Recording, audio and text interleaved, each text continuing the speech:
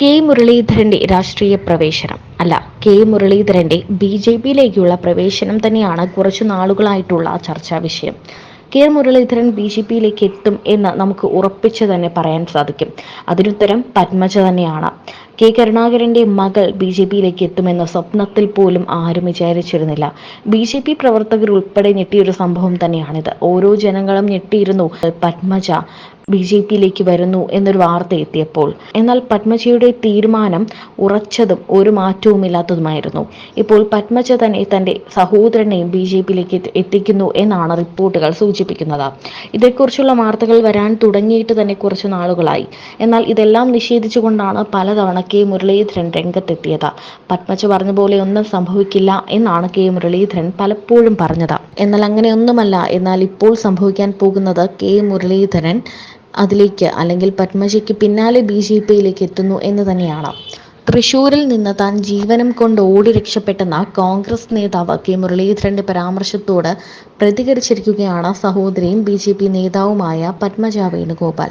K മുരളീധരന് ഒരു മാസം കൊണ്ട് കാര്യങ്ങൾ മനസ്സിലായെന്നും അവിടെയാണ് 10 കൊല്ലം ആട്ടും തുപ്പും സഹിച്ച് താൻ കിടന്നതെന്നും പത്മജ പ്രതികരിച്ചിരിക്കുന്നു. കെ കരുണാകരനെ കൊണ്ട് വളർന്ന പലർക്കും കെ കരുണാകരന്റെ മക്കളെ വേണ്ട, മക്കളെ പുകച്ച് പുറത്തു ചാടിക്കലാണ് അവരുടെ ഉദ്ദേശം.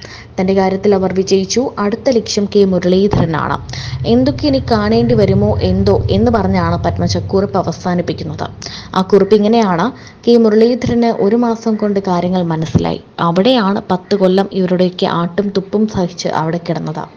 ഞങ്ങളെയൊക്കെ തോൽപ്പിക്കാൻ നിന്നവർക്ക് ഉയർന്ന പദവിയും സമ്മാനങ്ങളും. എന്നെ ചീത്ത പറയുന്ന കോൺഗ്രസ് പ്രവർത്തകരോട് ഒരു കാര്യം പറയാനുണ്ട്.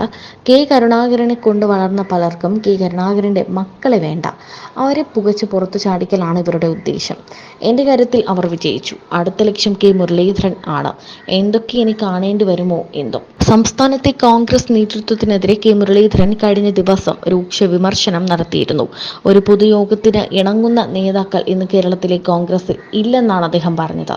നേരത്തെ പൊതുയോഗത്തിനോ തിരഞ്ഞെടുപ്പ് പ്രചാരണത്തിനോ കെ കരുണാകരൻ, എ.കെ. ആന്റണി, ഉമ്മൻചാണ്ടി എന്നിവർ മതിയായിരുന്നു. എന്നാൽ ഇന്ന് രാഹുൽ ഗാന്ധിയോ പ്രിയങ്ക ഗാന്ധിയോ വരണമെന്ന സ്ഥിതിയാണ്. തിരഞ്ഞെടുപ്പിനെ ഒറ്റക്കെട്ടായി നേരിടുന്ന രീതിയും ഇന്ന് കോൺഗ്രസിൽ ഇല്ല എന്ന് അദ്ദേഹം പറഞ്ഞു. എന്തായാലും കെ കരുണാകരന്റെ ബി.ജെ.പിയിലേക്കുള്ള വരവ് തന്നെയാണ് എല്ലാവരും പ്രതീക്ഷിക്കുന്നത്. ഗോവ ഗവർണറായിട്ടാണ് കെ കരുണാകരൻ ബി.ജെ.പിയിലേക്ക് എത്തുക എന്നൊരു സൂചനയും ഇതിനോടകം പുറത്തു വന്നിട്ടുണ്ട്.